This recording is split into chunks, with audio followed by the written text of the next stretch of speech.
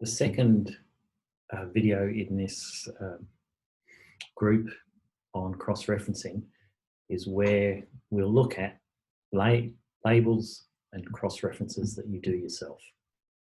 So let's share my desktop and go to the notes online. And we're going to look at labels and references. Right, this involves you in more work. So it's a little bit more sophisticated. How do we refer to things like equations, sections, figures, tables, and so on? First, you as the author have to label anything that you're going to reference. So suppose it's a section that you want to be able to cross-reference. Immediately after you've used the section command, you go backslash, and then within braces, you put a unique label there. And that, which I've called sec-name,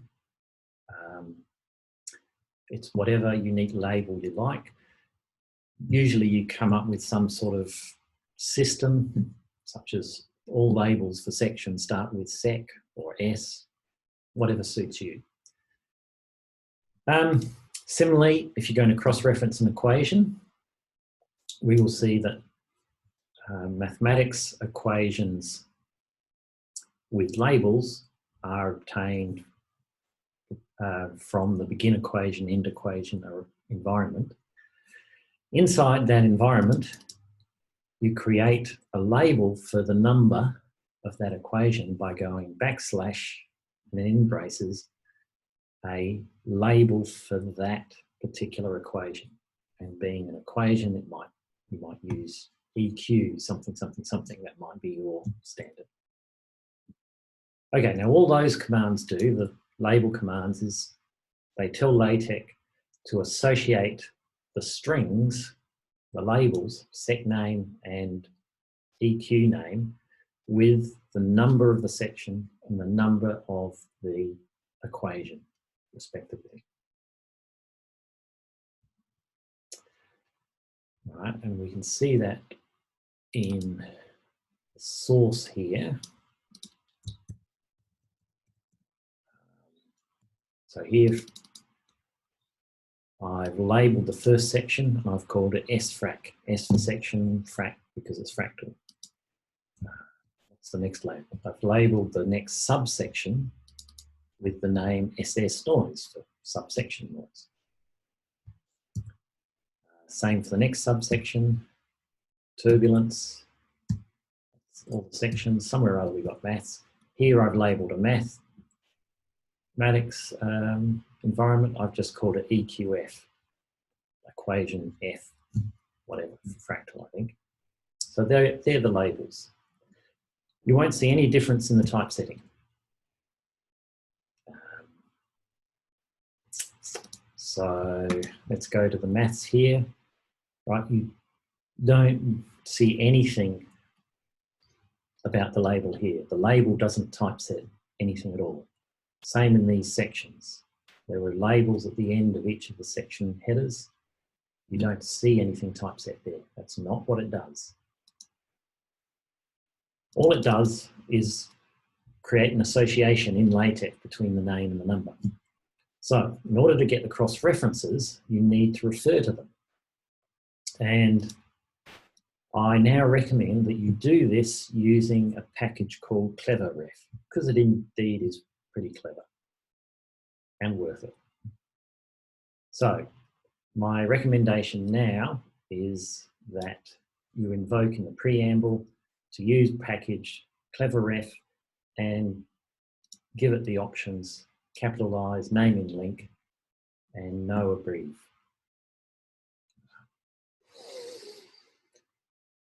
You can explore what happens, the difference between leaving some of those in and out if you like. It's no big deal. That's my recommendation. I also recommend a couple of other things which I will comment on later. Add those as well. Now I've got that in this source file here. Oops, wrong button. Here it is. Here's the preamble document class, use the geometry package, use the cleverref package.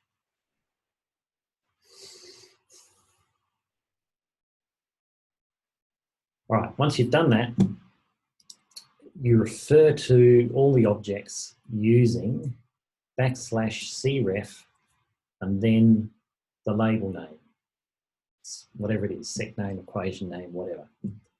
And we can see that in action in Fractals 23. All right, let's go back to the start and let's find cref. Okay, so here's one example. And you'll see in the source code that, or in the PDF that's generated, the cross-reference has appeared as a couple of question marks, whereas I promised a cross-reference to the section name, section dim. So what's happened? Well, again, it's the same thing with the table of contents. The first time you run LaTeX,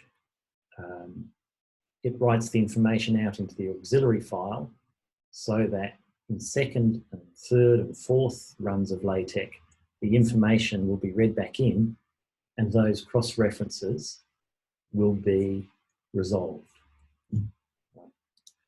So let's run LaTeX again. The table of contents appears. Let's go to this cross-reference and beautifully, you'll see it's been resolved into section 2. And this is the code we had. We said in cref sdim.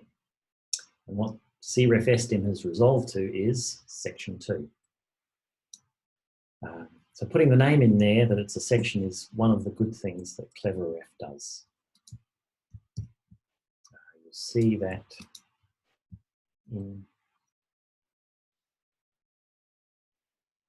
in all of these cref goes on. So this cref is inside the footnote. So it's actually down here, and you'll see the cross-references is to section 1.3. What about cross-referencing the equation? There it is. cref eqf has resolved itself into the equation number surrounded by maybe 1, surrounded by parentheses. All right, where is the equation? There it is. It's equation 1. It's given the right name there. Now, you will note here that to cross-reference the equation, I had to put in explicitly equation non-breaking space cref.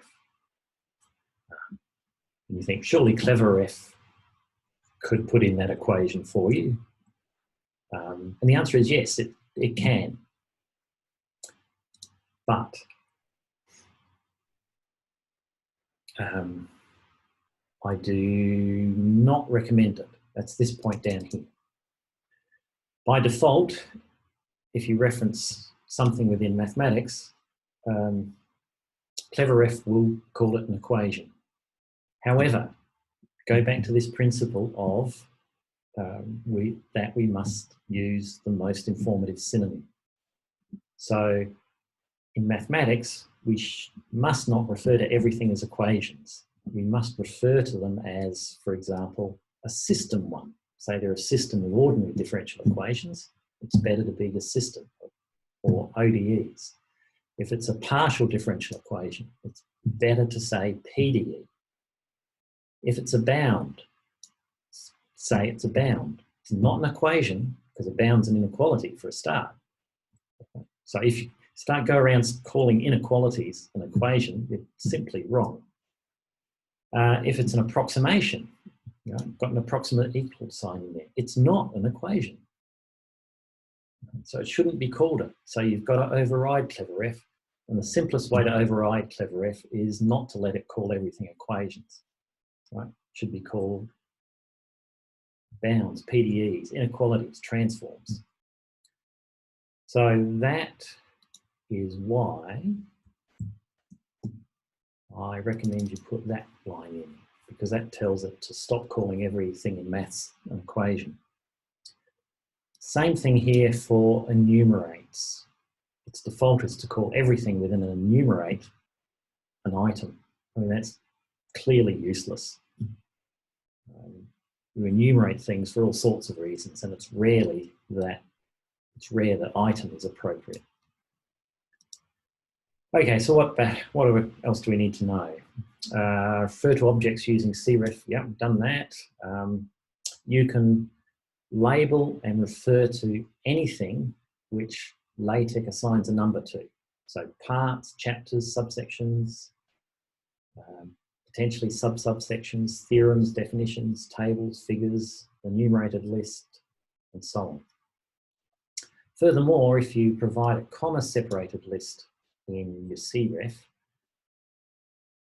cleverref will expand it appropriately. So if you reference two figures, say figure A and figure E, there's their labels, that would get expanded as figures 1 and 2. If you reference a theorem and a definition, right, theorem comma def, then cleverref will expand that as theorem 2 and definition 3, or whatever the numbers are. If you reference a sequence of 3 equations within commas, and they're a sequence of 3 equations in succession, cleverref will say, oh, these are all in succession, I can call them 4 to 6. So that sounds great. That's why we use cleverref. There is a couple of tricks. Cleverref has to be one about the last package that you load in the preamble. Every other used package really needs to be before cleverref. And if you use theorems, all new theorem definitions must go after you have invoked cleverref.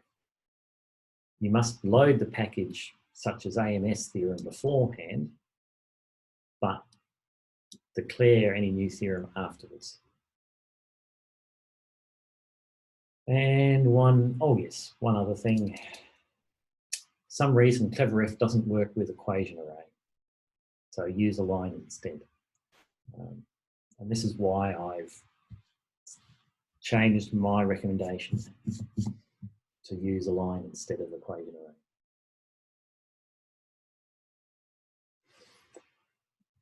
All right, so this empowers you to avoid using imprecise cross-references. You know, things like we will do, in the figure below, from the above equations. That is lazy writing. Instead, be precise. All right, now, one of the troubles you'll get into is you'll say, what's the label that I used for that? I can't remember, and then you have to go scratching around in the source to try and find it. There is a package that helps. It's called the show keys package. And that typesets, it's for drafting, not for the final. In the draft, it'll typeset a little word saying what labels you've defined here, used there, whatever. So let's have a look. We just add it into the preamble before cleverref. Typeset again. Oh, we need a bigger margin, don't we? 20mm margin.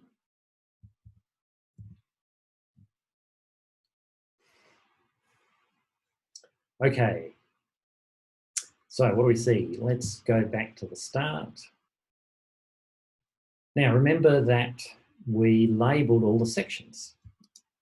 So what happens with show keys is when you define a label, it puts the name of that label into the margin. So in a box, sfrac. And then in this subsection, noise and natural events, the label SS noise over here, show keys has put SS noise in a box in the margin. So it makes it easier. Sometimes it's easier to find those names then. then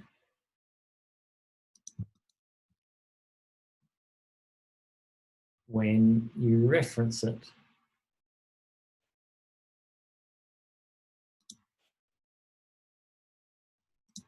but not with cref, unfortunately, I don't think. Yeah. Right. So that helps. Numbers. Enumerated lists. It's not widely known, but it's pretty obvious that you can label an enumerated list and cross-reference to it. So do take advantage of this. So one example is what if the list, the labels in the list aren't just simply the defaults. So we can handle that as well. A good way to get more flexible numbering and cross-referencing on lists is to use the package enumerated. So we can do that here.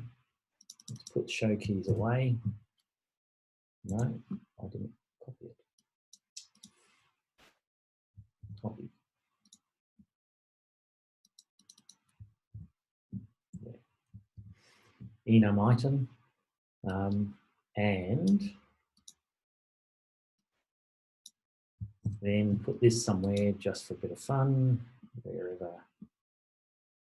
Yeah, just here, for example.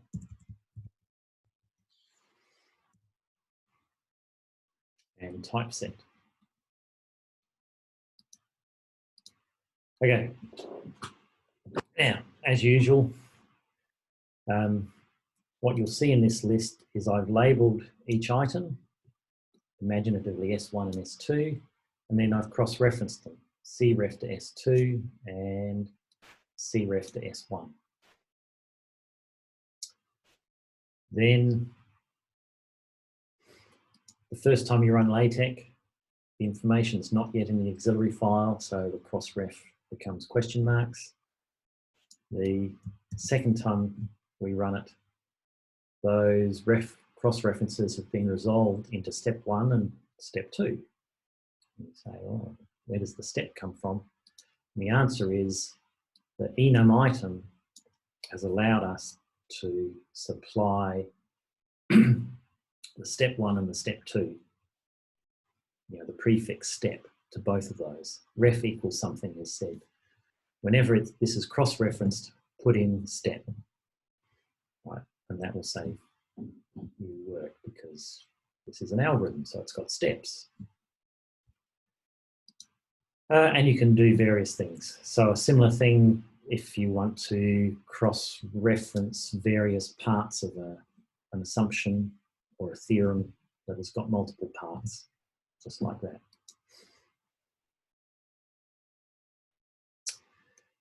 Okay, so lastly, collaborating with mature age people, people like me, who learnt their LaTeX many years ago and have not yet switched to using cleverref.